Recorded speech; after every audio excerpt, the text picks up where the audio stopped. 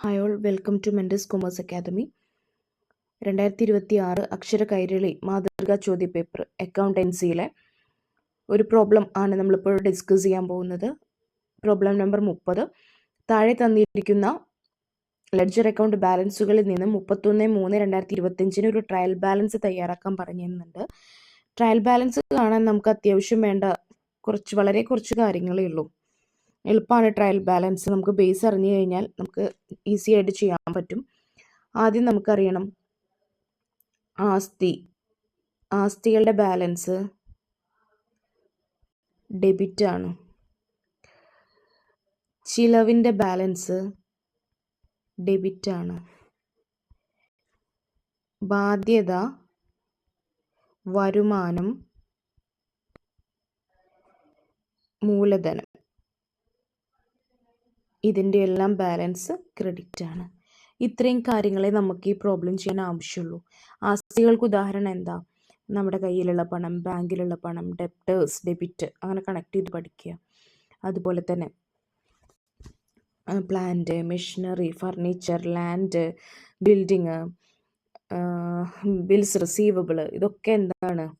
ആസ്തികളാണ്. ഈ ആസ്തികളൊക്കെ കണ്ടു കഴിഞ്ഞാൽ നിങ്ങൾ എവിടെ എഴുതുക? ഡെബിറ്റ് കോളത്തിൽ എഴുതുക. നമ്മുടെ സ്റ്റേറ്റ്മെൻറ്റിൻ്റെ ഡെബിറ്റ് സൈഡിൽ എഴുതുക. ചിലവുകൾക്ക് എല്ലാം ഡെബിറ്റ് ബാലൻസ് ആണ്. ചിലവുകൾക്ക് കുറച്ച് ഉദാഹരണങ്ങൾ പറയാം.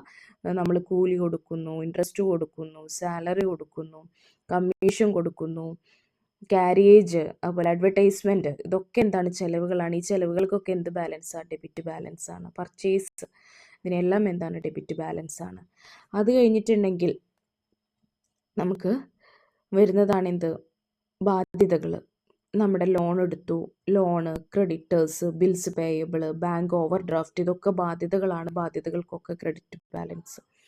വരുമാനം, കമ്മീഷൻ കിട്ടി, ഇൻട്രസ്റ്റ് കിട്ടി, അല്ലെങ്കിൽ ഡിവിഡൻഡ് കിട്ടി, വാടക കിട്ടി, നമുക്ക് കിട്ടുന്നതൊക്കെ വരുമാനത്തിനൊക്കെ ക്രെഡിറ്റ് ബാലൻസ് ആണ്. നമ്മുടെ മൂലധനം, ക്യാപിറ്റലിന് എന്താണ്? ക്രെഡിറ്റ് ബാലൻസ് ആണ്. ഇത്രയും കാര്യങ്ങൾ നമുക്ക് ഈ പ്രോബ്ലം ചെയ്യാൻ മതി. ദെൻ നമുക്ക് ആ പ്രോബ്ലത്തിലേക്ക് കടക്കാം. ഇത്രയാണ് നമുക്ക് അറിയേണ്ടത്. ഇതാണ് നമ്മുടെ ബേസ് അക്കൗണ്ടിങ്ങിൻ്റെ rule, modern rule of accounting എന്ന് നമ്മൾ പറയും. ഇതറിഞ്ഞു കഴിഞ്ഞാൽ നമുക്ക് പ്രോബ്ലം ചെയ്യാൻ വളരെയധികം എളുപ്പമാണ്. ഇനി നിങ്ങൾക്ക് അറിയേണ്ട കുറച്ച് കാര്യങ്ങൾ നമ്മളിത് നോക്കുന്നു.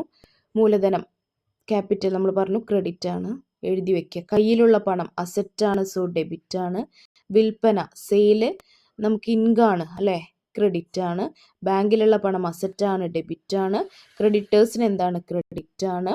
ഡ്രോയിങ്സ്, ക്യാപിറ്റൽ, മൂലധനത്തിന് ക്രെഡിറ്റ് ആണെങ്കിൽ മൂലധനത്തിൽ നിന്ന് പിൻവലിക്കുന്നതിന് എന്താണ്? ഡെബിറ്റ് ആണ്. ദെൻ നെക്സ്റ്റ്, കെട്ടിടങ്ങൾക്ക് ഡെബിറ്റ് ആണ്, അസറ്റ് ആണത്. Debtors, debit. വാങ്ങല്, പർച്ചേസ്, എക്സ്പെൻസ് ആണ്, ഡെബിറ്റ് ആണ്. ഓപ്പണിംഗ് സ്റ്റോക്ക് അസറ്റ് ആണ്, ഡെബിറ്റ് ആണ്. ഇതുപോലെ എഴുതുന്നു. മൂലധനം നമ്മൾ എവിടെ എഴുതി? മൂലധനം എഴുതി. കയ്യിലുള്ള പണം ഡെബിറ്റിൽ എഴുതി. വിൽപ്പന, സെയിൽസ് ക്രെഡിറ്റിൽ എഴുതി. ബാങ്കിലെ പണം അസറ്റാണ്, ഡെബിറ്റിൽ എഴുതി. ക്രെഡിറ്റേഴ്സ് ക്രെഡിറ്റിൽ എഴുതി. ഡ്രോയിങ് ഡെബിറ്റിൽ എഴുതി. കാരണം അതെന്താണ്? ക്യാപിറ്റലിൻ്റെ കുറവാണ്. കെട്ടിടങ്ങൾക്ക് ഡെബിറ്റ്, ആസ്തികൾ ആണ്. ഡെപ്റ്റേഴ്സ് ഡെബിറ്റ്, വാങ്ങൽ ഡെബിറ്റ്, ഓപ്പണിംഗ് സ്റ്റോക്ക്. നിങ്ങൾ ഈ പ്രോബ്ലം ചെയ്തത് ശരിയാവുകയാണെങ്കിൽ നിങ്ങൾക്ക് രണ്ട് സൈഡും ഒരേ ആൻസർ കിട്ടും.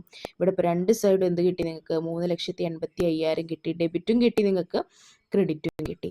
അപ്പോൾ ഇതാണ് നിങ്ങൾ ചെയ്ത പ്രോബ്ലം ശരിയാണോ എന്ന് അറിയാനുള്ള ഒരു വഴി. ഇത്രയേ ഉള്ളൂ ട്രയൽ ബാലൻസ് ചെയ്യാൻ വേണ്ടിയിട്ട്. എളുപ്പമാണ്. നമ്മൾ എന്ത് ചെയ്യണം? ഈ ആസ്തികൾ ഏതൊക്കെയാണ്, ബാധ്യതകൾ ഏതൊക്കെയാണ്, എക്സ്പെൻസുകൾ ഏതൊക്കെയാണ്, ഇൻകംസ് ഏതൊക്കെയാണെന്ന് മാത്രം നോക്കി വയ്ക്കുക. ഇത്രയേ ഉള്ളൂ ട്രയൽ ബാലൻസിൻ്റെ പ്രോബ്ലം. Thanks for watching. മനസ്സിലായെന്ന് വിചാരിക്കുന്നു. ഇനി കൂടുതൽ വീഡിയോസിന് വേണ്ടി ഈ ചാനൽ സബ്സ്ക്രൈബ് ചെയ്യുക, കമൻറ്റ് ചെയ്യുക, സപ്പോർട്ട് ചെയ്യുക. Okay, thank U.